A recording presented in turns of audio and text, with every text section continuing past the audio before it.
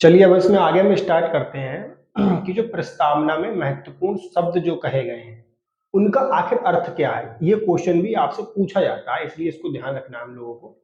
सबसे पहले अगर आप बात करें तो सबसे पहले लिखा गया प्रभुत्व संपन्न। ठीक है, ठीक है, या संप्रभुता बोलते हैं इसको, संप्रभुता, सॉवर्निटी। क्या करते हैं? सॉवर्निटी। ठीक है, सॉवरेन स्टेट। ठीक है, ये जो भी आप कहें इसको। इस शब्द का मतलब क्या होता है? तो देखिए, ध्यान रखिए इस शब्द को, एक बात ध्यान रखें आप लोग। यूजीसी नेट में आपसे ध्यान रखना, डिटेलिंग क्वेश्चन पूछ सकता है, तो आपको पता होना चाहिए यानी कि इस बात का क्या मतलब है। प्रभुत्व संपन्न, सॉवरन, सॉवरेन स्टेट का क्या मतलब है? इसका तो सिंपल मतलब ये है, पहली चीज इसका सिंपल मतलब ये है कि इंडिया 1947 से पहले अंग्रेजों द्वारा रूल किया जाता था, यानी इंडिया अंग्रेजों का गुलाम था। सिंपल बात है। आफ्टर 1947 जब हम 15 अगस्त 1947 को आजाद हो गए, तब भारतीय संविधान द्वारा इसमें क्लियरली मेंशन किया गया कि अब इंडिया, पहली चीज, किसी भी विदेशी शक्ति, पहला पॉइंट याद रखिएगा, किसी भी फॉरेन पावर के अधीन, यानी कि उसके अधीन नहीं है। पहला पॉइंट समझ रहे हैं आप लोग? ध्यान दो, पहला पॉइंट ध्यान दो आप। क्या दिया गया है?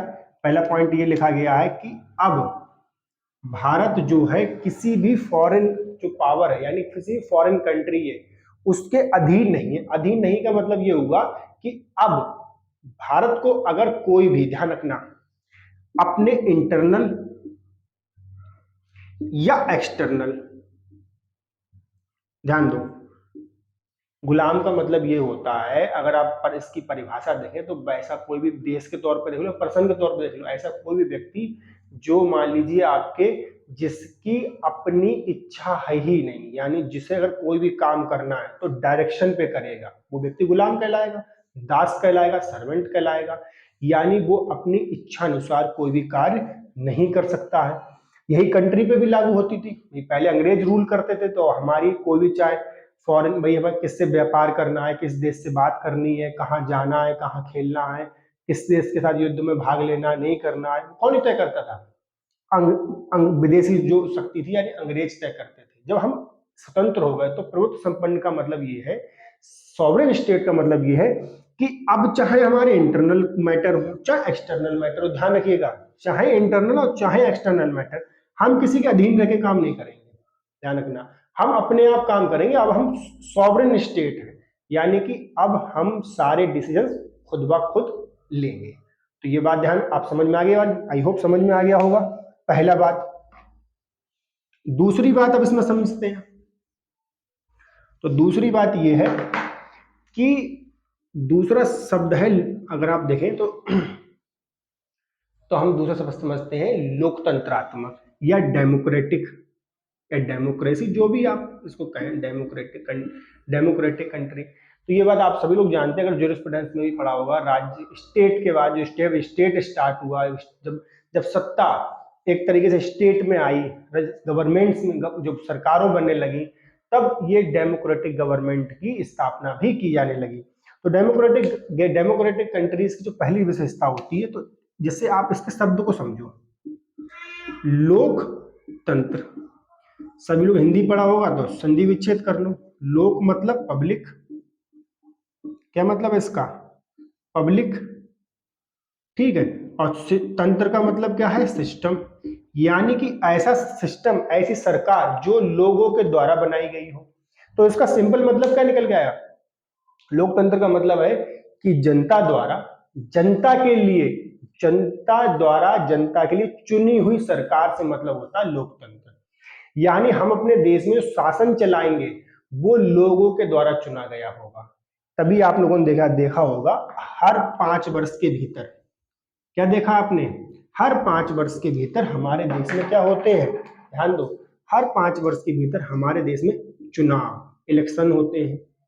और इस इलेक्शन के बाद क्या किया जाता है? इस इलेक्शन के बाद आपकी एक नई सरकार चुनी जाती है। अब ध्यान दो कैसे भाई, पब्लिक ने अपने वोट करके अपना एक रिप्रेजेंटेटिव, ध्यान रखना कौन, रिप्रेजेंटेटिव चुना, अपना प्रतिनिधि चुना, और इस प्रतिनिधि से मिलकर, ध्यान रखिएगा, ये प्रतिनिधि सब मिलकर, जैसे हमारे अगर लोकसभा में देखें तो 543, अब सॉरी 545 सीट्स है, ठीक है, टोटल 545।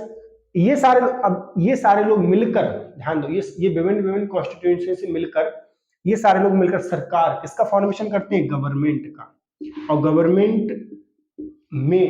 गवर्नमेंट क्या करती है, हमारे लिए, हमारी कंट्री को चलाती है। तो यानी क्या मतलब, वो जनता द्वारा, जनता के लिए चुनी हुई सरकार, यानी तंत्र किसके अंदर। आप ध्यान दो, ऐसा नहीं है कि जैसे मान सपोज करो आज नरेंद्र मोदी जी प्रधानमंत्री हैं, तो ये थोड़ी कि मोदी जी कहें कि ऐसा है कि अब अगला प्रधानमंत्री हम इसे चुन देते हैं और वो प्रधानमंत्री हो गया, नॉमिनेट नहीं कर सकते आप, वो जनता के द्वारा चुना गया व्यक्ति होता है। ध्यान रखिएगा, समझ में आई, वो ऐसे नहीं कि जो मन हो जिसको बना दो, ठीक है।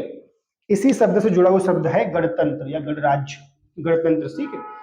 तो जैसे हम कहते हैं रिपब्लिक, क्या कहते हैं, रिपब्लिक। तो क्या लिखा गया है, रिपब्लिक का मतलब ये है कि ध्यान रखना, जो भी हमने बात की थी, जनता द्वारा जनता के लिए चुनी हुई सरकार, डेमोक्रेसी में रिपब्लिक का मतलब ये होता है कि राजा का बेटा राजा नहीं, ध्यान रखना, राजा का बेटा राजा नहीं, बल्कि भारत में क्या है, लोगों का तंत्र है। यानी यहाँ पर जो राष्ट्रपति है वो देश का सर्वोच्च व्यक्ति होता है, प्रथम व्यक्ति माना जाता है। वो प्रेसिडेंट भी, ध्यान रखना, वो प्रेसिडेंट भी जनता द्वारा अप्रत्यक्ष रूप से चुना जाता है। अप्रत्यक्ष कहने का मतलब ये है, जैसे हमने अभी, आप जानते ही होंगे, तो खैर आपको पता ही होगा, एमपीज यानी कि मेंबर ऑफ पार्लियामेंट, ठीक है। ऐसे आपने एमएलएस देखे होंगे, मेंबर ऑफ लेजिस्लेटिव असेंबलीज, यानी कि विधायक जी से आप कहते हो, सांसद जी कहते हो। ये लोग मिलकर क्या करते हैं, राष्ट्रपति का चुनाव करते हैं। तो ध्यान दो, इन सबको किसने चुना, पब्लिक ने वोट देकर, और इन्होंने किसको चुना, राष्ट्रपति को। तो इस प्रकार राष्ट्रपति जो होता है आपके हमारे अप्रत्यक्ष रूप से चुने जाते हैं बाय द पब्लिक। चलो, ये आपके समझ में आ गया होगा। अब इसमें हम अगली बात करते हैं जिसमें क्वेश्चन पुट होता है। वो क्वेश्चन है आपके सबसे महत्वपूर्ण, सेक्युलर या सेक्युलरिज्म, पंथ निरपेक्षता, ठीक है। अब इस बात का मतलब समझिए क्या है। देखो, सेक्युलरिज्म शब्द मूल प्रस्तावना में नहीं था, ये प्रस्तावना के बाद, मतलब कहने मतलब अमेंड जब हमने किया 42nd अमेंडमेंट 1976 में, तब ये पंथ निरपेक्ष शब्द जोड़ा गया। इस शब्द का मतलब अगर आप समझे तो शब्द का मतलब है कि राज्य जो है, स्टेट, यानी हमारा जो कंट्री है, वो ध्यान रखिएगा, आपके सेकुलर कंट्री का मतलब ये है कि राज्य का अपना कोई धर्म नहीं होगा। States have no religion status, उसका कोई स्टेटस नहीं है रिलीजियस। वो सभी धर्मों के प्रति समान रूप से समान व्यवहार करेगा। यही अगर आप दो केस पढ़ लें, एक अरुणा राय का केस है, वो आप लोग लिख भी लें, अरुणा राय वर्सेस यूनियन ऑफ इंडिया का केस है। इस केस में क्लियरली कहा गया, क्या कहा गया कि जो सेकुलरिज्म का सिंपल मतलब ये होता है कि स्टेट का कोई धर्म नहीं है, वो सभी धर्मों के प्रति समान रूप से व्यवहार करेगा, और राज्य की जो स्टेटस होगा वो सभी धर्मों के प्रति तटस्थ होगा। ध्यान रखना, तटस्थ, न्यूट्रल होगा। ऐसा नहीं है कि वो चाहे तो हिंदू धर्म को सिर्फ सम्मान देना स्टार्ट कर दे, इस्लाम सिख किसी को दे ही ना, और ऐसा भी नहीं सिर्फ इस्लाम और सिख को ही दे, हिंदू धर्म को ना दे, ठीक है। यानी जितने भी धर्म हमारे यहाँ पाए जाते हैं, जितने भी पंथ पाए जाते हैं, जो यहाँ इवन जितने बिलीफ्स हैं, उन सबको स्टेट को पॉजिटिवली एड्रेस करना है। ध्यान रखना, किसी को विशेष सहायता, आप विशेष तौर पर उनको सहायता नहीं देंगे, और किसी के साथ डिस्क्रिमिनेट नहीं करेंगे। ये दो मतलब है सेकुलरिज्म के। अब ये ध्यान रखिए, ऐसा नहीं कि भारत में मतलब संविधान बनते समय प्रस्तावना में डाला तभी हम इस पोजीशन पे थे या इस बात पे आए हैं। हम लोगों ने आर्टिकल 25 अगर आप पढ़ेंगे 25 से 28, तो ऑलरेडी हमने बहुत से ऐसे प्रोविजन, जो इन प्रोविजन में फ्रीडम ऑफ रिलीजन के द्वारा कर दिया गया था कि हर व्यक्ति को अपना धर्म, अपने बिलीफ मानने की स्वतंत्रता है। जो भी बिलीफ माने, कोई इंटरफेरेंस नहीं है, रीजनेबल क्राइटेरिया लगाए गए हैं, कंडीशंस है जहां पर आपकी रोक लगाई जा सकती है, वरना हर व्यक्ति को, ध्यान दो 25 तो इवन ये तक कहता है कि आप मानो, अपने धर्म को मानने के साथ साथ उसका प्रचार और प्रसार भी कर सकते हो, ध्यान दो, जुलूस निकालकर उसका प्रचार और प्रसार भी कर सकते हो। किसी को कंपेल नहीं कर सकते धर्म परिवर्तन करने के लिए, लेकिन हाँ आप अपने जो रिलीजन है उसकी टीचिंग्स लोगों तक पहुंचा सकते हो, तो ये भी आपके पास राइट है। तो यानी कहने का मतलब ये था कि सेक्युलरिज्म जो करेक्टर है वो हमारा इंडिया का पहले से ही था, भारत का पहले से ही था, बशर्ते सेक्युलरिज्म 42nd अमेंडमेंट 1976 के द्वारा एंटर कर दिया और हमने इसको और इंश्योर कर दिया कि भारत जो है एक सेक्युलर कंट्री है। लेकिन इस शब्द का जो इंटरप्रिटेशन है वो जनरली गलत होता रहता है, तो आपको बस बेसिकली याद क्या करना है, एक तो अर्ना राय का केस याद करना है, दूसरा आपको एक केस इसमें बहुत इंपॉर्टेंट है, SR बॉम्बई वर्सेस भारत संघ। इस केस को आपको याद रखना, SR Bommai versus Union of India.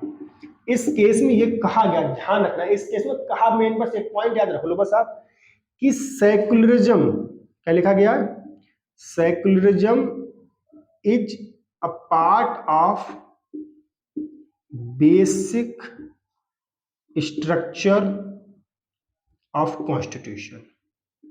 बस आपको याद ये करना है, ये बस पॉइंट याद करना है कि पंथ निरपेक्षता संविधान के मूलभूत ढांचे का पार्ट है, इसलिए इसको अमेंड नहीं कर सकते हो आप, यानी आप इसको अमेंड करके संविधान से निकाल नहीं सकते हैं। चलो अब आप लोगों को सेक्युलरिज्म भी समझ में आ गया होगा। एक शब्द और है समाजवादी, तो इसका कोई निश्चित अर्थ नहीं दिया गया है, तो आपको पता बेसिकली यहाँ अर्थ ये माना जाता है, समाजवादी को उन्होंने डिनोट किया गया, अगर ज्यादा जो हम अभी केसेस पढ़ेंगे तो उसके अंतर्गत जो आपके आर्थिक न्याय है उसी स्वरूप में, और एक केस है आपके DS नकारा वर्सेस यूनियन ऑफ इंडिया, और एक केस है Excel Wear versus Union of India. तो दो केस आपको याद रखने, एक एक्सल वियर का केस है वर्सेस यूनियन ऑफ इंडिया और भारत संघ, और एक केस आपके है DS नकारा, ध्यान दो DS नाकरा, DS नकारा, ठीक है। इस केस में वर्सेस यूनियन ऑफ इंडिया, इस केस में भी आप इन दोनों केस में अगर आप दोनों का मतलब समझे तो समाजवादी का मतलब ये होता है, बेसिकली हमारे इंडिया में तो फॉलो होता है गांधीवादी और जो आपके इन दोनों मिश्रित हम प्रणाली को मानते हैं। समाजवाद का मतलब ये है कि बेसिकली आपके सोसाइटी के जो जितने भी पर्सन हैं, जितने भी लोग हैं, जितने भी कम्युनिटी हैं, उन सबको जो डिस्ट्रीब्यूट, सरकार का जो नियंत्रण है, सरकार के सॉरी एसेट्स का जो नियंत्रण है या उसका डिस्ट्रीब्यूशन है इक्वल फॉर्म में होना चाहिए। और साथ साथ उन्होंने कहा कि ध्यान दो, अगर आप एक तरह से इसको कैपिटलिज्म के विरोध में भी कह सकते हैं, कैपिटलिज्म यानी पूंजीवाद के विरोध में, यानी जो उत्पादन के जो स्रोत हैं उन पर कब्जा एक ही संस्थान का नहीं होना चाहिए, उस पर नियंत्रण सरकार का होना चाहिए। तो ये बेसिकली आपके प्रस्तावना है टोटल। आई होप आपको समझ में आया हो, और अगर अच्छा लगा हो तो वीडियो सब्सक्राइब, चैनल सब्सक्राइब करें। धन्यवाद।